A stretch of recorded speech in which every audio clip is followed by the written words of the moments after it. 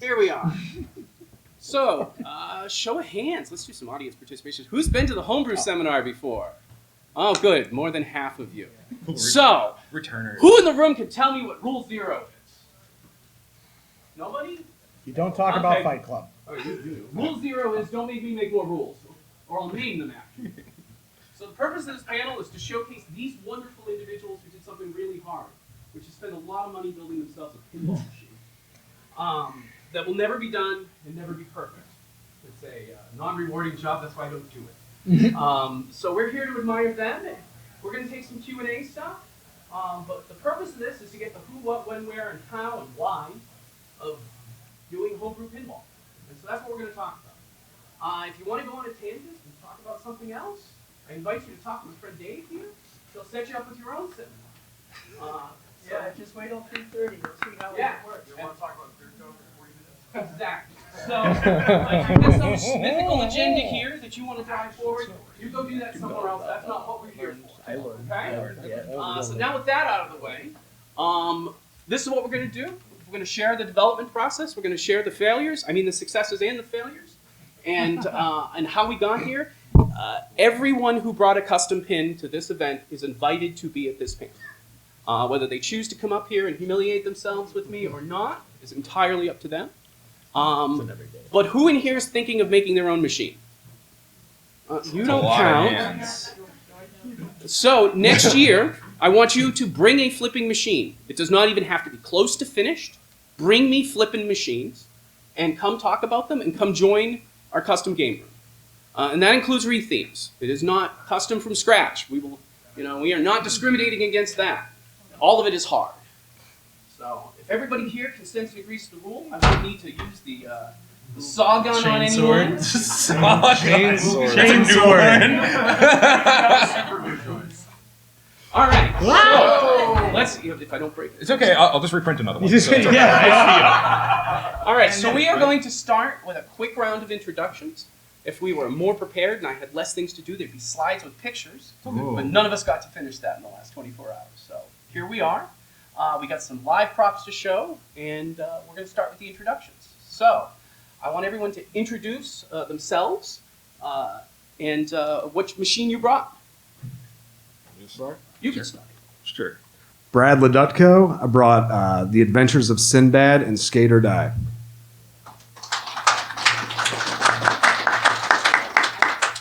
Brian Doughty, I brought Borderlands 2 Pinball. Mike Testa, King of the Arcade Pinball. Aaron Richard, Warhammer 40,000. All right, give me the next slide, please. All right, so here are the who, what, when, where, why, and how questions that we're going to use this year. The wires in front of you, kids. It's so far away. Oh, jeez. Do you need my glasses? Yeah. And so, I don't know if we should let the audience pick, or let you as individuals pick. What do What do you guys want? How do you guys? I want to know what they want to know. You want audience participation? I think I'm going to get the clam strip plate. Why? But we don't pick a question under one. The goal is we can ask everybody different questions if we'd like. So, or I can pick why. Why? So let's go with a why question. All right. Why did you decide to build this machine instead of buying something brand new? Why did you pick this specific theme, which is good for a couple of you? And what do you think in pinball still captures their excitement? Okay. You want to start? Down the line. I can Who wants start. to I'll start. Pick your why. Okay. The why is the two people that inspired me to do this are sitting in this room right now. Okay, who are they? That's Mark Seaton and Ryan McQuaid. So Ryan made Sonic and Mark made Metroid. And I played them at Pintastic, my first year I came. And I had never seen a machine like that. So, of course, I got interested in asking questions like, what is this? And they're like, oh, I made it. I'm like, okay. What do you mean you made it? And they're like, I made this in my house. I built this thing. And it seemed really hard. You're allowed to do that? Yeah, you're allowed to do that. What? And it seemed like a fun thing to do. It's a lot of a challenge. It's a ton of challenge, and I like challenge, and I like mechanical things. I like programming. I like pinball, and lo and behold, now there's a machine sitting here.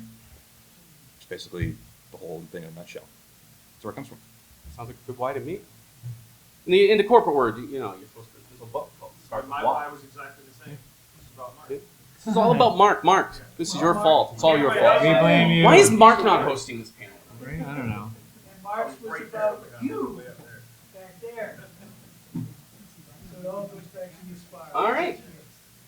Testa, why? For me, I started hanging out with Lynn. We all know him as Lynn, John Manuelian. About a decade ago, I had seen Haunted Cruise and a couple other things in his mad garage, mad scientist garage, and then helped him out on a video game that he put on Steam. And after that, we sat down. He was like, "Mike, you helped me out. Let's make a game together." And I'm like, "Okay." And he's like, I want you to design it." And I'm like, "All right." And then he's like, "You can have one off." And I'm like, "I don't want that. Like, I want to make something that can be produced." So that's really what, a little bit more than just making one thing and just being like, "Oh, I'm proud of this. I want to do this. Like, this is a cool industry." So, why not? Get a chance, take it. Sound like a good why to me. All right. So I've been coming to. I don't have favorite children, everybody, but sorry, Aaron. Borderlands 2 is my favorite game. So I've been coming to Pintastic for many years now, and every time I come, I play the games like, "Oh man, wouldn't it be cool if it could just do this, or wouldn't it be cool if it could do that?" And so the ideas just sort of built and built and built. Seeing Metroid, seeing Sonic come together is like, wow, like you can, like, a human being is capable of doing this. Like, maybe we could do it. And so the sort of culminating idea was this idea for a video game that had increasing difficulty levels. And so I wanted a playfield that could get steeper or shallower. And in starting to think that through, it's like, well, for one actuator, I can do one, but if I have three actuators, I can do more stuff for 3 times as much cost and complexity. And that weekend that I was at Pintastic, I'm a dork, so I had 3 actuators in my house already. And we bolted them to a piece of plywood. We stuck a piece of cardboard on top. I got an RC plane controller. And in like 2 hours, we had a thing moving. We put a ball on top, and I was like, "Is it fun?" It's fun. And from there started the journey. 3 years. It was here last year. It wasn't tilting with the first 2 days because we had a game glitch code. It was looking for Wi-Fi, and it didn't have Wi-Fi, and we didn't know there was a bug in the Arduino. So it's a little smoother this year. There's a new mech that's supposed to be working perfectly, and as is Murphy's Law, and as is Pinball, it will never work perfectly, especially when you think it will. So after this show, we'll go and figure out how to get that working so it works the rest of the show. Just like last year, we got it fixed and got it working for the rest of the show. And the side benefit of these linear actuators, and this is what fascinates me, is you don't have to take the glass off to get a stuck ball out anymore. Right? You just shake the controller. Playfield moves, and it's kind of like almost on springs when you wiggle it when it's sitting there. And also, it's, as far as I know, probably the first self-leveling, self-pitching playfield in a pinball machine that's ever been made. Sure. If one were to write that code for it. Well, it has the capability. It could. It's a feature that you need to charge for and potential, unlock. Ladies and gentlemen. It's on the back bar, right? Yeah. They'll get to it. Anyone want to take a Jira ticket? Quick, do that. How many points is that you're taking? Yeah. All right, why? You got 2 pins with us this year. Yes, Why? I do. Why? Well, I guess to back up, I've had electronics as a hobby since a real young age, like 10 years old. My uncle was an electronics tech in the Navy. And I decided at an early age I wanted to know how to build video game hardware. That was what was the most interesting thing. So I kind of, went in that direction of digital logic and all that. And I realized, hey, I know how these pinball machines work. All I just have to fire a coil or read a switch or turn a light on, and there you go. But I also realized it's a lot cheaper to build electronics than to buy something. When I was a kid, I had no money, so, build it all myself. Find some junk VCRs, take them apart, use the parts, make something new, make guitar pedals and things like that.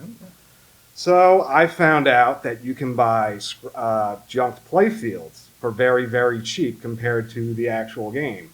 A lot of games that, hey, that's great, but I wouldn't really want taking up space in my house forever. But, if I can swap 4 playfields in, sure. So that's kind of how I got there. I think there was a show I went to, the York show. There was a game that was a Bally Knight Rider cabinet with a Stern Nugent playfield and a blackjack backglass. And I looked at that and I said, "Oh, these parts are all interchangeable." So I just went wild from there. Excellent. Excellent. All right. Did we get the why from everybody? Does anybody have any follow-up why questions? You can ask anything if you want. No. You guys covered your whys. Check marks. I should have printed bingo cards We for have the stickers? audience. Gold Sorry. stars. Yep. Yeah. Gold stars. All right. So where do we want to go from here? Why not where? Let's go to where. And the examples of where questions. They just took off my screen while I was trying to read it. Where did you build it? Did you do it at home? Did you do it at a makerspace? Someone please say they did it at a makerspace. Actually, well, I already know that. We can pretend. Did you buy local? Did you buy online? Did you salvage parts, as you were just saying? Where can people see this other than here? Do you guys have any social media presence? Do you stick it on location anywhere? Does it go to any other shows? So those are our where examples. You can feel free to expand, and no, you're going last. Okay. I'm going to make him go first. All right. The where, I built it in my garage. Now, did you already have a workshop in your garage? Or Well, yeah, I kind of put a corner in there when I put together. Actually, I started it at my apartment, and I moved into the garage when I bought a house. But my games are on location sometimes. They are either at the Glenside Machine Shop in Center City, Glenside, PA, or at the Delaware Pinball Collective. Excellent. All right. Go down the line. This Where? So my game was built in my basement. If you get into pinball, you'll find that it just consumes all flat surfaces, all space you have. You should buy every tool you can think of or borrow them. You should never ever put them away, because the second you put it away, you're going to need it again. So I have like 4 desks in my basement that are all covered in pinball things. And the ceremony is at the end of a show. I then get to clean my basement, and my wife is really happy until the next show. Mine has not been on location yet, so you can come visit it in my basement. Or it's went to Chicago Expo last year. It's planning to go again this year, and woohoo! At some point in time, I'll get it to be reliable enough and happy enough that I'd love to stick it somewhere for a little while, maybe down at EMP or one of these other little places people can go and get their hands on it. But I'll just build it into the back of a car and just like pull up at Target and let people play. I love it. Yeah, we definitely would. I'll tell you about my retirement idea later. Hey, I mean, it fits in the back of my Ford Flex if I take the head off. So we'll just My dream is roving to pinball. My dream is to sell the house and travel around the world in a giant $1 million motorhome bus with slide outs underneath for my pinball machines. And then I'd never have to level them again, because I just level the rig every time. We'll work I on the close it. IP for the. Yeah. That's good.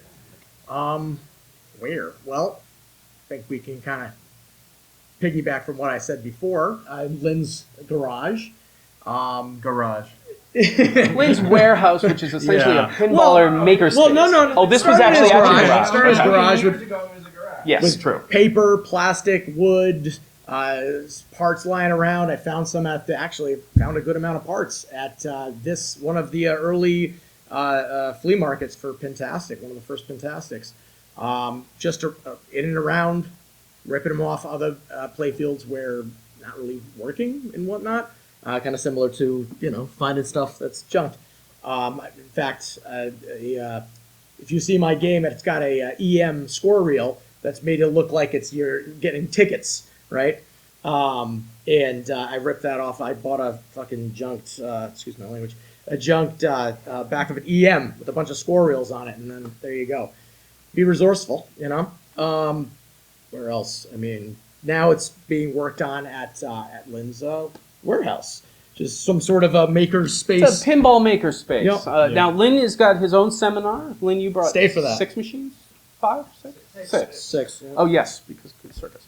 And they are doing a seminar that starts immediately after this one. I would say it's 3:30, but we'll see what schedule looks like. And where can you find King of the Arcade? Well, it travels around a little bit. A lot of times I'll be working at it with Lynn, helping him out. You And find it disassembled in my shop usually. Sometimes. No, but then I've had it over at the Southern New Hampshire Pinball Club in Nashua, New Hampshire, which definitely can check that out at some point. I'll definitely have that back there. And then yeah, if you can come over to my place when I'm testing it, then there you go. It's pretty much where. All right. So because this is a Warhammer machine, this machine was built in a dark, dingy basement, just like Warhammer, if you're familiar with it. So 2 locations, the basement of my house, and also a bit at Lynn's place as well, because Lynn helps everyone. He's a fantastic soul. Yeah. So, Best resource we have. can I see the where? Where did you get parts? Yeah, can you push my slide up to full screen, please? So those 2 locations, I sourced components both from Marco Pinball and Pinball Life. Those are like my main 2 sources. Yeah. Sometimes the internet, sometimes eBay has deals. Planetary. You can find stuff, weird stuff like kicking targets and unique assemblies that you can't normally find anywhere else. So do scour the net. There's tons of different salespeople out there. You just got to dig for it. It's not Where? okay. And then where you can people play this. If you want to play this, this is eventually going to be in Hometown Arcade in Norwood, Massachusetts. Cool.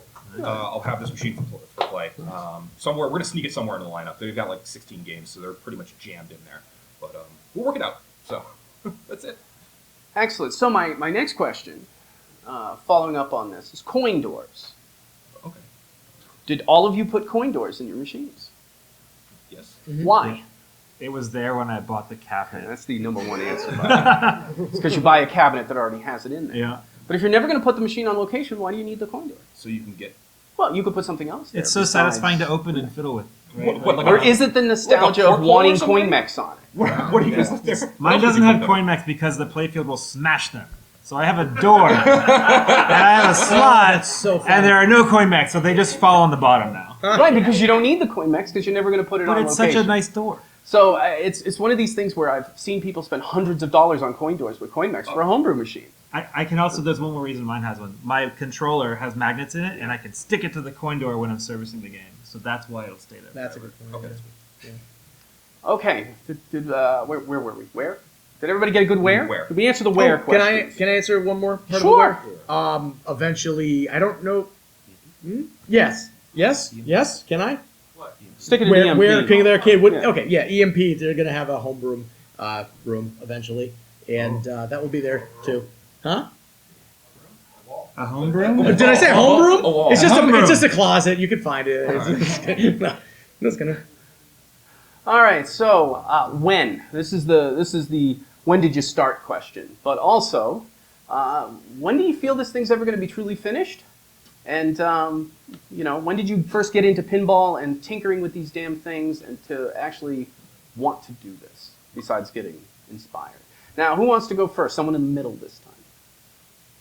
I'll go. There you go, you're up. Put it back up for one more second. I got to read them again.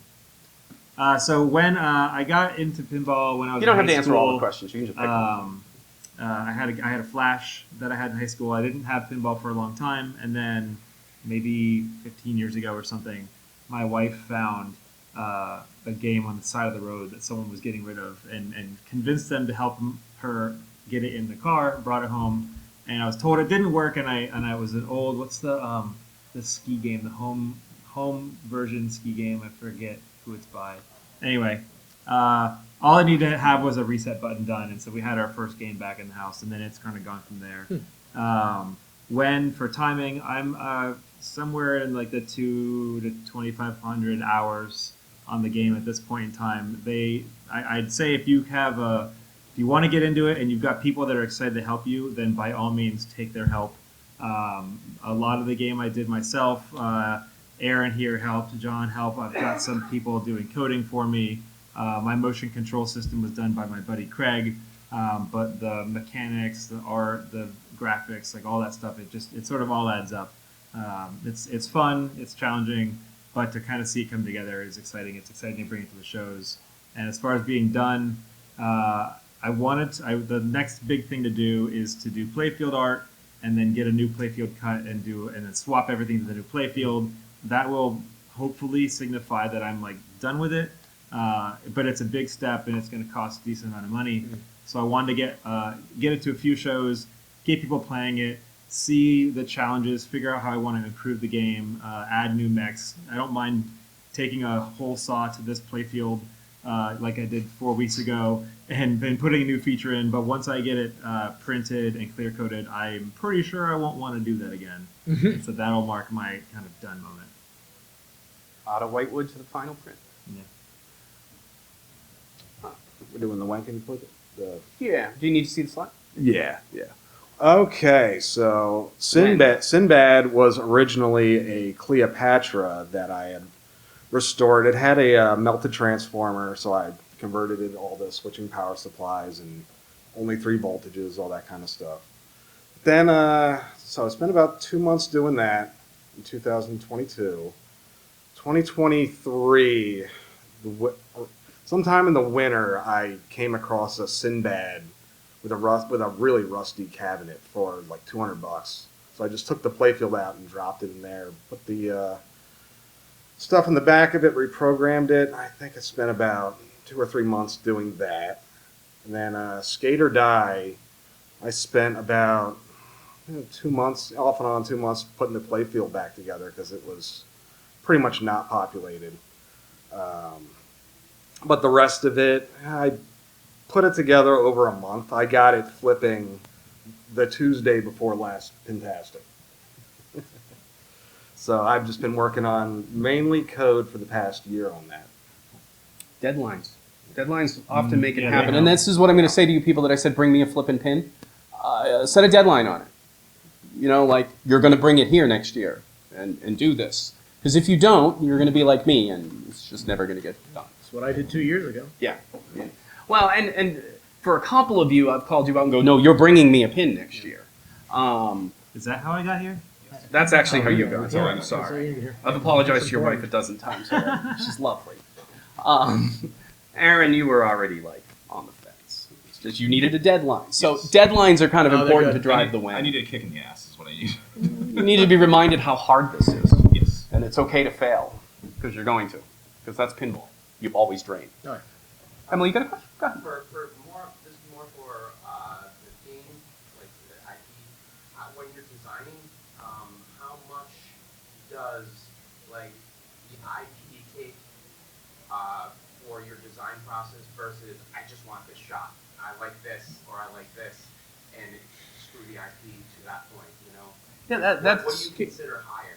That's a great question. Can I answer that? Yeah, well, because you actually specifically don't have a defined IP. These two guys Oh, okay, have a yeah. defined IP, That's but right. in your case, yes, you should take this question because I'm interested to hear what you have. to say So, about this. a lot of times people will just start, drilling into a play field and hope that something comes from it, and it usually does. It's like, oh, this looks good for Goonies or this and that. You never know what it could be. For me, I've always I've always been into making your own thing, right? So I had the idea of King of the Arcade, like a table that was that's in an arcade, and you're playing in an arcade, like within the whole thing. Very meta, I was very hip at that time, playing around with that. But then those type of things, when I had that little peak of inspiration, I'm like, well, I'm really a huge fan of theme integration. So if I'm in an arcade, then why am I shooting this? Why am I going to here? Oh, this is fun. I want to make the game fun, but I still have some sort of I want it to make sense too. There's, we see games out there where it's just kind of like, okay, the maybe a design, like a theme was just kind of plopped on. There's a mixture of both, I would say.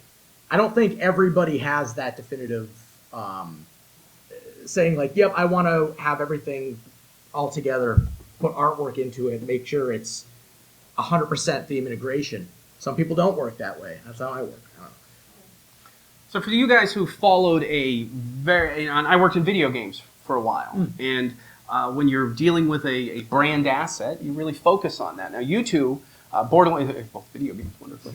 Borderlands 2, I mean, you had all sorts of beautiful assets and things to choose from. For me, part of the thing with all these building ideas in my head over the years was these cute little mechanisms. I'm a big fan of physics and interacting with real real toys. So like there's a captive ball helix, and there's a gravity ramp, and there's a cycling ball lock, and so all these little mechanisms were ideas, and it was like, let me build these little versions and make sure they work, and then how do I fit them in the game? And then Borderlands was chosen as a theme. I wanted a video game. It was going to be Final Fantasy VII, Borderlands, or Bioshock was the other one.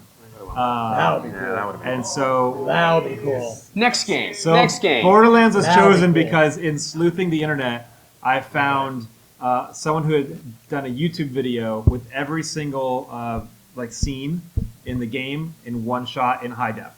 And I was able to download it, and then I found another person that stripped every audio asset, put it in a zip file that was in a folder structure by character and level. And I was like, wow, that's it. We're doing Borderlands. So it was a lot of mechanism design first, laying out the playfield, and then going through the story mode and trying to get the assets and the theme to sort of lay over top in making the most sense. So like you find Tiny Tina in the game, you're running around for her to get stuff, so you do the orbits, and then she gives you 2 bombs to bring to the train track, so you do the 2 ramp shots. You have to take the things back to her garage, so you shoot the scoop. So in mine it works in some cases, in others it's just like you hit the thing, the stuff happens, because it kind of works, it kind of doesn't. Yeah, and in your integration, when you were if you were here last year, you can also see the video on the YouTube channel from last year. We had one of the ball lock mechanism that you 3D printed and all of that. Yeah. And you don't get to see the detail from a foot away, even under glass, where it's on the playfield, unless you really look at it. If you're It's curious, quite come find me. impressive, We'll take and the glass off. You As guys a can person see who's a stuff. Borderlands super nut for a while there, I look at that and I go, oh, exactly. I know exactly where that is in the game. I know where you got the inspiration from that. So the theme integration there is just wonderful. And same with yours. I'm not a miniature model painter. I don't know if anybody else in here is. So I never got into actually playing Warhammer and those things. But your integration is true to life as well. Yeah, and you don't have to really play the game. Like I'm a painter, but I don't play tabletop. I paint and I read. I like the story. Yeah. And so that's kind of where the whole thing came from. So I was like, oh, I could really go like ham on this whole thing and just pull whatever I want and shove it into the game, and it'll work. See, like I went with designing stuff first before I kind of started applying like actual integration or IP to my shots and my layout. Great question. Great question. Especially to the people that are up here today. It's really applicable on a couple fronts. Did everybody get to answer their when? No, you did not. We skipped you. We got an answer from you. You started yours 8 years ago. That's true. All right, so, Aaron, when did you start yours? I'd say like officially I started like 2 years ago. 2022, 2023. Yeah, I brought it to. This is like my third Pintastic, but my Right. first show, it just flipped. It flipped. It just flipped. It flipped. You made the deadline and it flipped. Yes. Achievement unlocked, my friend. Yes, and You got a flipping pin. And I built my own cabinet, Yeah. which is incredibly hard to do, but it's far easier to just buy one. So that's why I have this. But like I guess you could say my when I got bit by the pinball bug. Yeah. I was 7, and I think it was 7. My mom bought me this little tiny plastic like Jurassic Park Lost World pinball machine that was like spring powered, and you like click it, and it had like 4 or 5 pop bumpers in it and like a couple rollover lanes. I loved that toy. I played it until it broke, and then she bought me another one to replace it because I loved that thing. And it's like pinball's always been kind of part of my life. And I remember we went down to the Poconos for a break, and we went to like an actual arcade. And I had never seen a legitimate pinball machine before, and there was a South Park pinball machine. And I knew about South Park. And because Mom did not like South Park, but I was with my dad. And we got in front of that game, and I lost my mind. It was a pinball machine that flipped and made fart noises, and it was awesome. And ever since then, I have loved pinball, truly to my soul. So that's where I started. There we go.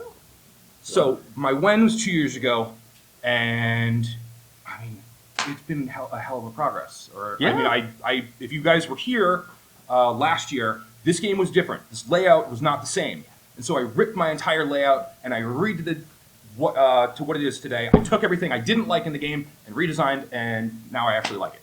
Okay, so There you last when question that I've always wanted to get out of everybody is like, when is it finished, right? And that's, when is yours going to be finished? When are you going to start super gluing miniatures, self-painted miniatures on this thing and stop worrying about geometry and other stuff? When is that point going to happen? Okay. And when is done? When is done? Done is when you can go all the way with the code. You can go all the way to the wizard mode and start back at the beginning. Okay. Like you've done a wizard mode. Once that is fully progressible, where you can go through each mode, do the entire thing, see all the features of the game, and get back to the start. That's done. That's truly done for me.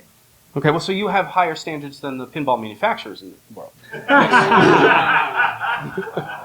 Sorry, I had to. Bang bang. Just fired. Okay, so we've done who, what, when, where, why, how. You have a question. Can we get you to a microphone? You're all the way back there, and I'm never going to hear you on the... Well, we need it for the stream and for the recording as well, if you don't mind. So he's going to hand you a microphone and point a camera in your face. So just give it 1 second. So my question is, are any of you guys designing your playfield layout by hand and cutting it by hand, or are you all using CAD and software to do that? Okay, great. So, And if you're doing it by hand, how are you doing it from version to version? all right, so a nuts and bolts question about, how are you guys, you're sitting here with a pen and paper and marking out the playfield, and hitting it with a big Forester bit, or are you sticking it on a machine? And For I me, know the answer's answer is split. yes. Yeah. I started with a quarter sheet of plywood I got from Home Depot. I got some cardboard and a hot glue gun, and I just started going to town. That eventually evolved into some laser cut pieces of acrylic to make it a little more robust.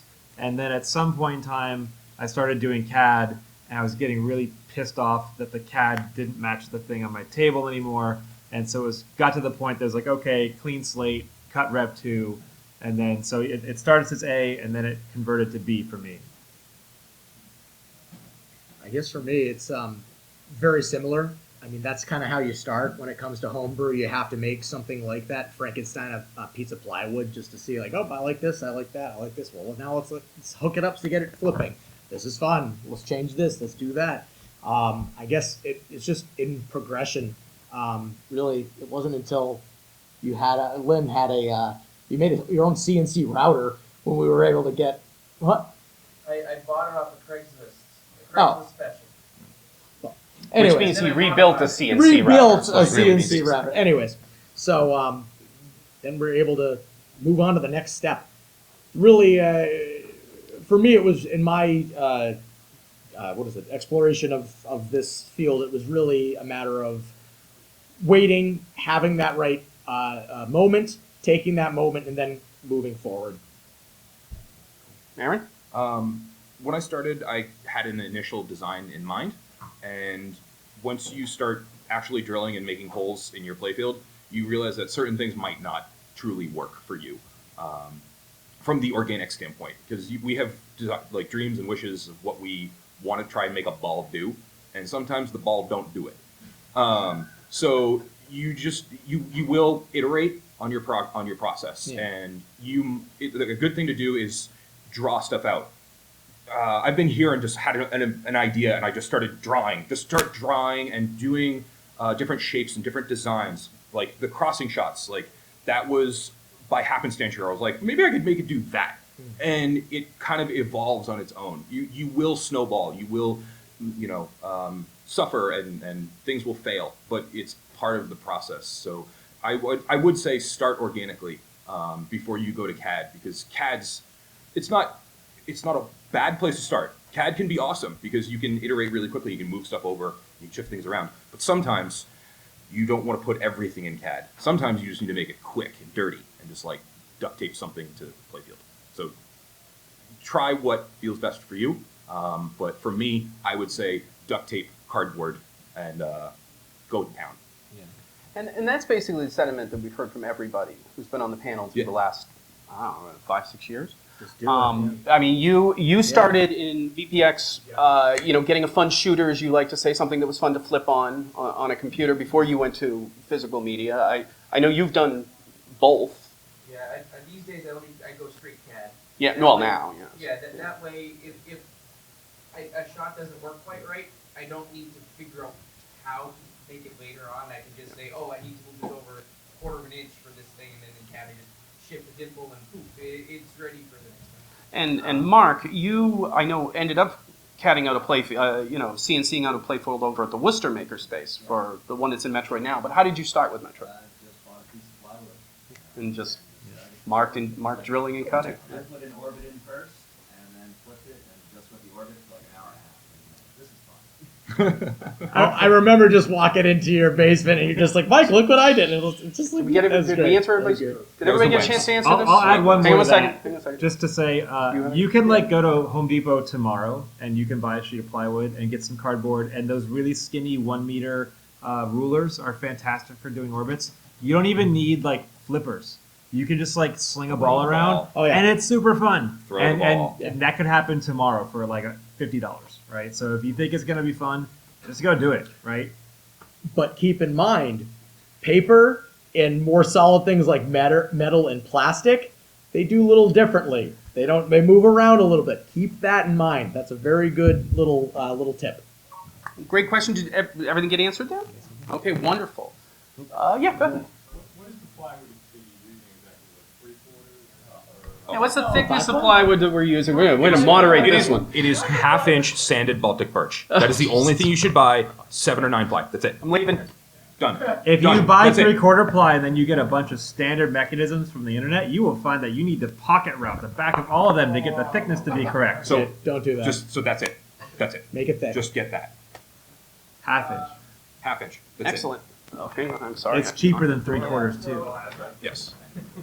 Emily, you had a question? I used some aluminum L channel and strapped it to the bottom of mine to get it to be stiff while I was in the debug mode. Cool.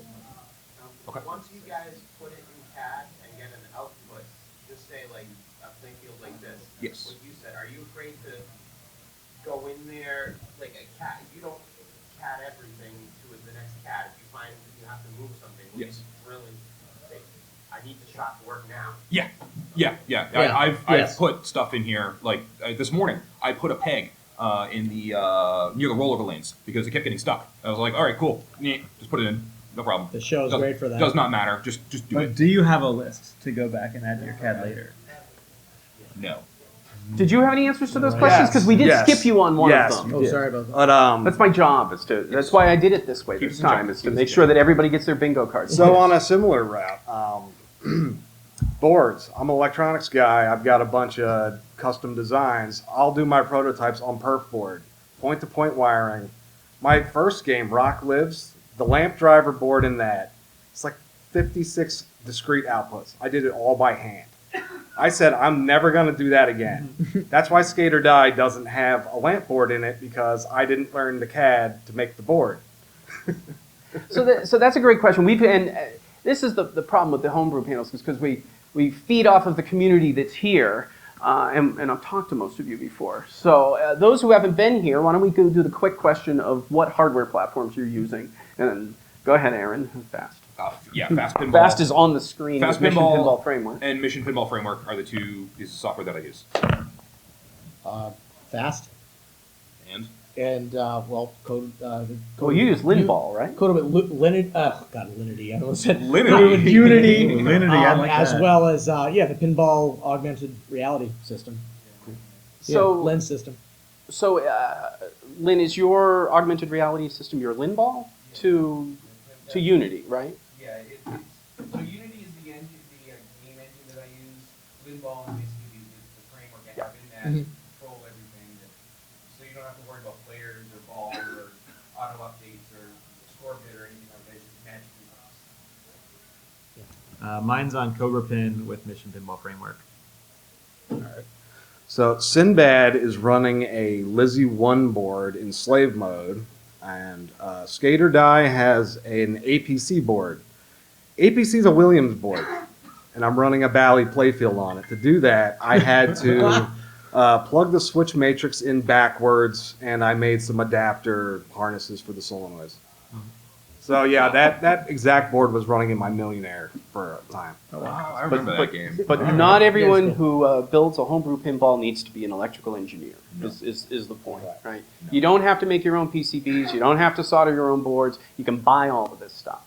You don't have to wrestle. You can, by the way, wrestle with Raspberry Pis and and SB chips and everything else under the sun, which I do for other hobbies. But for this, you can buy off-the-shelf hardware that other people know, that there's a community, there are forums, there are great Facebook groups. Lynn's going to, talk about his hardware a little bit, I think. Sure? Okay. It's up to you. Let's play some pinball. Let's go through your machine. Do it. Any other questions while we get that moving? Oh, all right, two. Why don't we take two? Now let me get you a microphone. Run. Run. This is supposed to be the distraction, so we look prepared. Further back. All right. What's your volume set? I don't know. Right there, the guy, black shirt. For starting off, should I start with like having a other machine and just updating a certain part in it? You can do that. Some people do start with an already machine. Some people unscrew things, move it around to choose things. You can pick pieces from other games to do that, or you can start from scratch. It's really up to how you want to do it. Yeah, thank you. You're welcome. Yeah. So where are you from? San Diego. Oh, California. Well, I was hoping I could find someone who lived in your area. Your and arm's say, tired? Have your Flying parent down talk to here? this person to help you out, but I'm going to have I'm to not leverage from other San people. I don't Diego. know anyone in San Diego, do you? Nashua. Move to Nashua. No one wants to move to. You want to buy my house? You can move to Nashua. San Diego to Nashua is a tough sell. All right, you can man. switch off Yeah, that no. camera. Thank you. Great questions. Yeah. Just try to break something. Jump in it. And make sure your parents are fine first. But, jump into it. Try to break it. I saw another question somewhere. Where was that one? It wasn't you guys. It was somebody else. Back There he is. Oh, Derek. Derek. Yeah. You want to run a mic to Derek? Or Derek, do you want to scream? It's your choice. Both. Put it in one volume. It's fine. Yeah, that's fine. It's a question for Aaron. For Aaron. Those 3D prints are pretty incredible. Is it one print or is it multiple prints that lock into each other? For which one specifically? We'll say the topper, the the sword, topper? and the Yeah, we haven't Okay. shown the topper. So the topper's not made by me. This is an STL file by a dude named Alex Geek Workshop, and he makes Warhammer STLs in like full size. So you can get an STL for like $30, and the whole thing's motorized. He's done on so much work for you. You just buy the thing, print it, and I was like, that would look great on top of a Warhammer pinball machine. So I bought one and I made one, and now it's here. The skull as well was one print? The skull is 4 different pieces. That's what I thought, all okay. glued together. Yeah. That is actually bolted together with metric bolts, and Okay. it's just nut and bolt, and they just go right together. Oh God, I think this is about probably close to 20.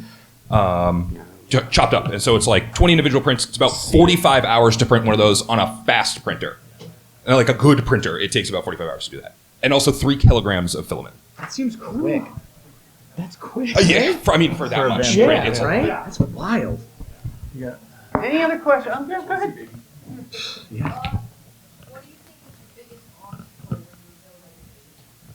All right, for everybody. Let's start. I'll give you back this mic. We'll start with you. What was your biggest obstacle? Oh God, the biggest obstacle Great is question. it's definitely layout. Layout is deciding on layout. Making decisions is an incredibly difficult thing, and you have to go with your gut. If you do pick something, just go with it for the time being. Of course it's not set in stone. Just try. That's all I can tell you. Just try, because Great advice. it's going to be really hard, but That's great advice. that's how I got here. Yeah, perfection is the enemy of good enough when it comes to this. Truly. So, Time, yeah. really, because we all have jobs, we all have day jobs, we all have families. Things happen in life. It makes it hard to do this, but when you find the time and you're able and you're motivated, you get something done. Yeah.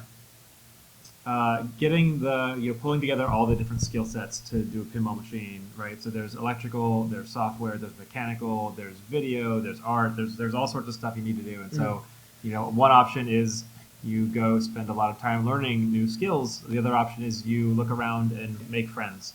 And so you will definitely find a combination of the two. So I am not a coder, but I can code a new game now, right? And so I learned from Aaron, I learned from my friend Craig, I learned from Ernie Silverberg, who runs Trident, and so there's people in the community that will support you. And eventually, you're like, oh, look, I did a mode on, and it just booted? Oh, wow, I don't have to debug it for 4 hours and call 3 people? Like, that's exciting. You still call me in the middle of the night sometimes. You go to bed at 10, I call Ernie in the middle of the night. So Brian, what you're saying is it takes a village, and sometimes you're the village idiot. Yeah. Okay. And then you grow out of that role eventually. Yes. Hey, the village The idiot can mentoring do other- something pretty good once in a while, right? Broke He's clock good right at being twice a an day. idiot. Better lucky than good. Do you want to answer it? Yeah. I guess for what I do, the biggest challenge is getting the parts in the first place. I can't just go online and buy a fully populated skateball playfield without paying an arm and a leg, with CPR or whatever. But to get these playfields, I have to watch Pinside threads for a show, buy, sell like a hawk. And you need to make a decision as soon as you see it. Do I want to do this or not? That skateball playfield, there was 10 people behind me. That's the other 10, reason. like 10 people, seriously, 10 Great people score. reached out for $125. Wow.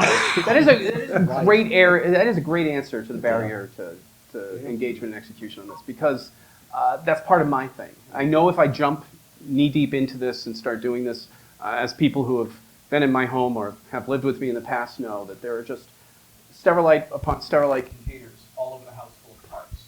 And knowing that you have to jump on things that you might eventually need someday that are just going to sit there and not gather dust, but not make any money or get any reward, it makes it difficult. So, yeah. It's a great one. One little thing to the whole parts thing, so tease it for hopefully next year. Wait, stop. You will bring me a flippin' pinball machine next year. It doesn't flip. That's fine. All right, we got one commitment. We're going to hold him to it. Oh, yeah. Anybody else? Anybody else on the fence that just needs someone to be Give- mean and enforce a deadline in public over the internet? Who wants a nudge? Karen will yell at me. I'll yell at you. Yeah. I will. Absolutely. I'll hold you Got to a that deadline. one? Yeah. Oh, good. Yeah. I'll make Sam do it. What are you building? I have a couple ideas. I mess around with VPX. I'm a game designer by trade, so it's sort of like my field. Thinking Wallace and Gromit. Ooh. Yeah. Yay. All right, that's happening. That's one. You're going to have something for me next year. You're going to sit up here. That's two, and I'm going to hold you to that. You know that. Anyone else? Anyone else want to be voluntold? We announcing games. What are you going to do? You have a question? Oh. Yeah. So there was one mention of repurposing material, using a yardstick as ball guide. Yeah. Do each of you have any other ideas? Certainly can be very helpful to just repurpose something and a lot cheaper in a lot of cases. Paper, painter's tape, pieces of little blocks, whatever you can find. Have a pinball. Legos. All right, we're gonna Throw it. What's the Really? whiteboard? The white. It's like the flexible white. Foam core. Yes. Yeah, foam core. Or Anything that styrene. you can put on a plywood and just place, glue down, Yeah. nail down, all that kind of stuff. Just get to it. If you have access to a 3D printer and you know how to create your own CAD, it's really good. So if you look at Borderlands, almost everything you see the top playfield is 3D printed. It's PLA. It holds up really good. It's shocking. I'm jinxing myself, I'm sure. There's some tricks I do where I'll embed M4 screws in areas where the ball's going to hit a lot. But like, I can't believe how well it's holding up. And that opens a door for anything. And then another quick question. Above and beyond what's built in Mission Pinball Framework with config files, at what point do you actually have to develop custom code to make this work? It depends if you want to live outside the box or not. So if you want to have a tilting playfield, you're going to live outside the box. But everything else is in Mission Pinball Framework. So most modes that you think of, yeah, everything. Modes, multi-balls, light shows, machine and game configuration variables are all stored in MPF for you. If you Video want to do something sequences. custom, sorry. Video sequences, yeah, everything's in Mission Pinball Framework. However, there is that door. If you want to step through it, there is a way to do custom code and get down to like lower level programming to do it. You can do it. Don't touch the third rail. Don't touch the third rail. But it's fun. It's fun. It tastes good when you do it. All right, start this. We're gonna show some pinball. Everybody wants to play pinball. All of these machines that they've talked about are over in the custom game room, well, if you don't want to play because you don't want me calling out how bad your playing skills are, we can always have Ryan do it because he'll show everybody up. No, it's fine. So, just All right. Yeah, why don't you talk about what you did? You did it earlier, right? Shoot around. Oh. Get a Stucky in front of everybody. Oh man. At least it's not making the pop. Are they in my toolbox? Top of the toolbox. Do you need a magnet? I'll No, grab it right no, now. no, Okay.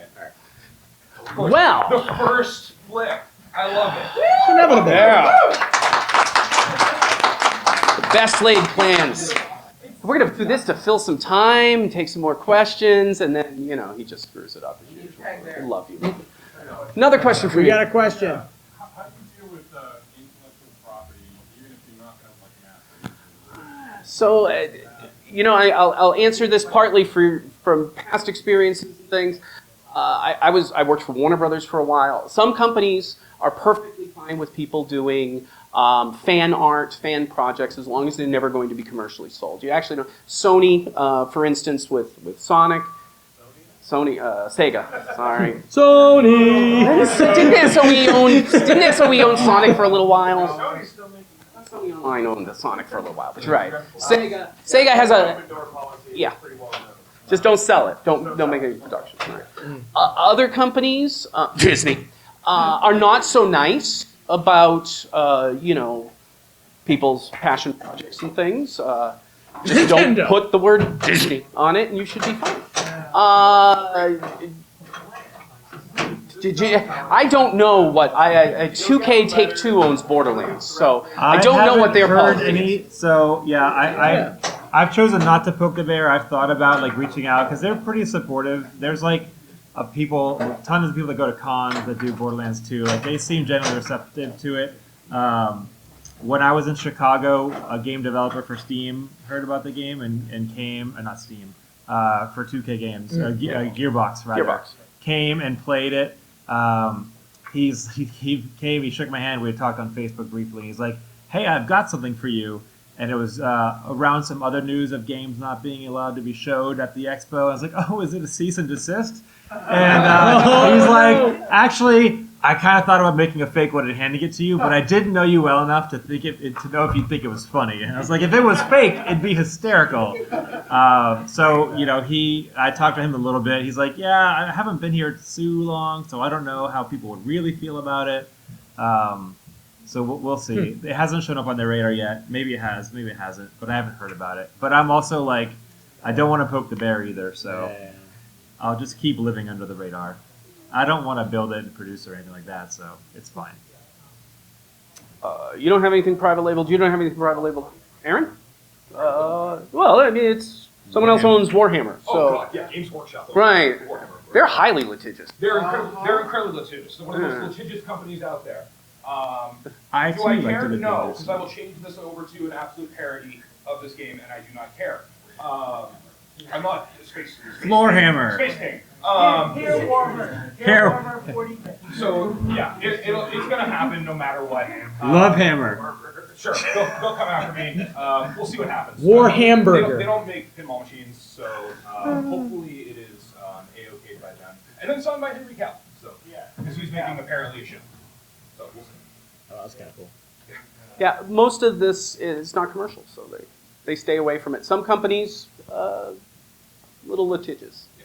Warner Brothers is one of those. Yes. Yeah. And the Games Workshop did that. Yeah. There was a gentleman who made a video called The Starties. It's a 5-part series. They cease and desisted him for making such an amazing show, and then they hired him immediately because he was doing a great job. So yeah, it's that kind of thing. All right, let's show the features. What you got? Show us something cool. Okay, so do you want someone that actually knows how to play pinball besides us? Yeah, you want to play it? We can make him play it. We already did that earlier.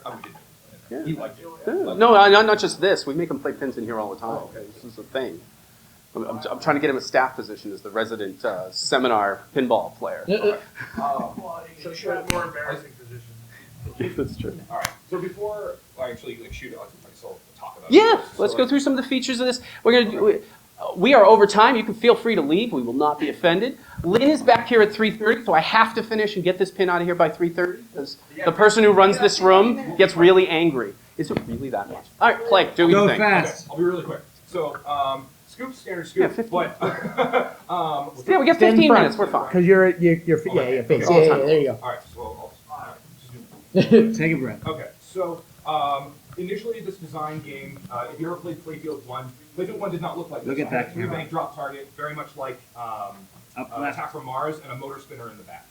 So when I created this game, I was mad at the spinner after I had put it in because I found it boring.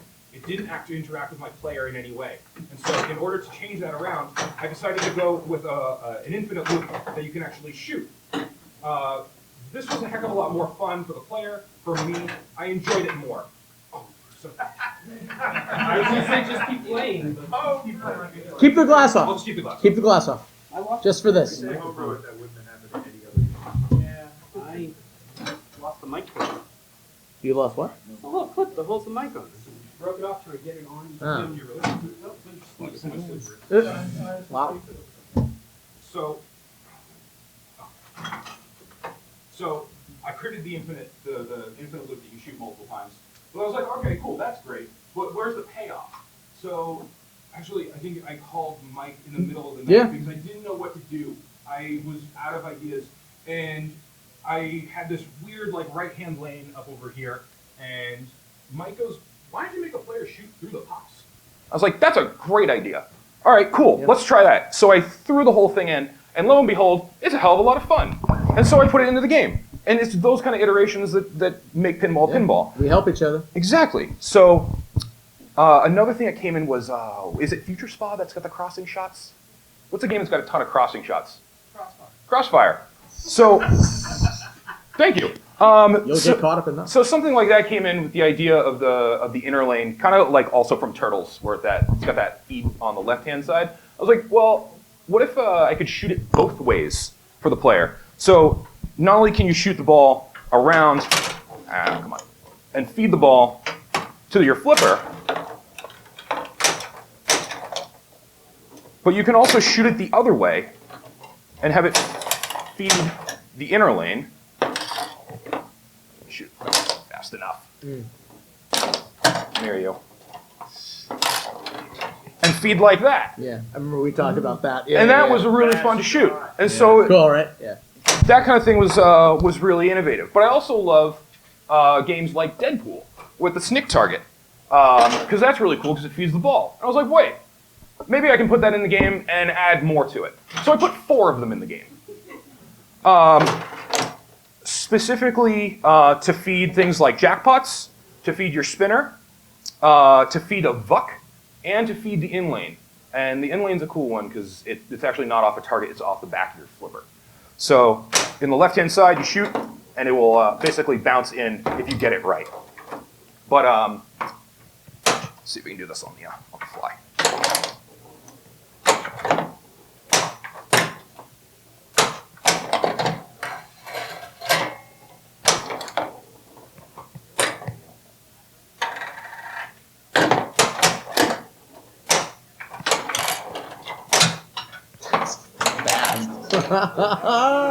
It's so good. It's so cool. It's so satisfying. I love it. Really. It shouldn't work that consistently either. Right. It's a great design.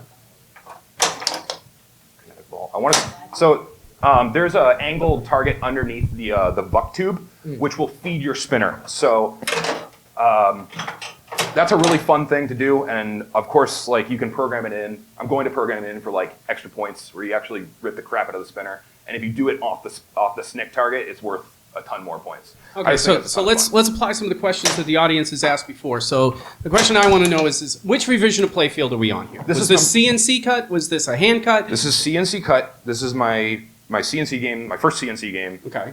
Lynn cut it. And so this is technically Playfield 2. Okay, so we had one whitewood, and now this. And then this. Is this final except artwork? So the next one gets cut, printed, and repopulated? Apart from small adjusters, yes. This is almost final game on the board. This is pretty much going to be it. Yeah, this is what I'm happy with. Excellent. One of the small adjustments. Some of the small Yeah, adjustments. that's a great question. Like what I'm going to change. Yeah, Like what's your little something in pin you here? You said you added a post. Oh yes, I Yeah, did. hang I on, did let me add a get- let me get post. the camera over here. Don't worry. Okay. Go ahead. Point at it. Okay. We'll So up here was a bad spot, just because it's part where the orbits meet the inlanes, and this essentially was just a little location where the ball would get stuck, Yep. and I just took a threaded nut driver, one of the nut drivers, and just drove a post in there into the playfield, and it worked great. It was an easy change, and now balls don't get stuck, and I have to pull the glass anymore. So like little stuff like that. You'll find during the show. One of the things I actually did during this show last night was this feed tube worked in my house but did not work at the show. It was STDMing. And so late last night, when I went home at midnight, I went into my CAD, adjusted the degree of pitch 2 degrees, reprinted the entire thing, like started the print, went to bed, woke up, pulled the thing out of the printer, and now it's here. Now it works. Now it works. So like that kind of iteration is little things you find at the show. So it's good to bring your game to the show because you won't play test. Now, Ryan, you had a lot with that, with Sonic, taking around, taking all that feedback from everybody. Well, it was really hard because I didn't get any feedback or testing because I did the whole thing during COVID. So I couldn't even have anyone play the game for almost like a year and a half. But yeah, that's why I was so happy to finally get to bring it to the shows, because someone other than me was playing it, and you guys immediately broke it in 1,000 different ways, which is excellent. That's the most valuable thing. So yeah, just keep bringing it to the shows. Let it get beat on. Learn something like that. Like that's what we're actually here to do. We're here to show off our work, but we're also here to learn and make the games better. And you get ideas sometimes at 12 at night from your buddy. Sometimes you get them from a random person that you've never met at the show. Sometimes you listen to 99 bad ideas, and then one of them you're like, wait a minute, that's a good one. I'm glad I listened to the 99 bad ones. Mm-hmm. So yeah, we love the shows. Thank you all so much for like coming out to support homebrew in general, because it's really hard and it's really great. Any more questions? Anybody got anything, lingering things? Now is the time where I plug the next seminar, which starts entirely too soon at 3:30 with Lynn. Lynn is going to go through and basically build. No, I'm not. I didn't get my equipment, so I'm going to wing it. You're going to wing it? Yeah. All right. Well, I can't plug Lynn because I don't know what the hell Lynn's doing in the next. We're going to discover it together. Yay! Well, what we were going to do is kind of community source a pinball machine and open source it here. So we will figure something out. Which means it will probably end up being a really good hardware tech conversation about stuff that we glossed over. So you should go do that. And I want to thank you guys all for coming. This is the pleasure of my weekend. This is the only reason I'm here, is to come here and support these people. This is a fantastic community that you and where's the last one? Who's the shit? Wasn't you, was it? You're about to get signed up, actually. We'll be on next year. Well, I know. I San told you that Diego, last you making year. one? But you decided to do other stuff. You making one? Do it. Who? You gonna bring one? San Diego over here, yeah. Yeah?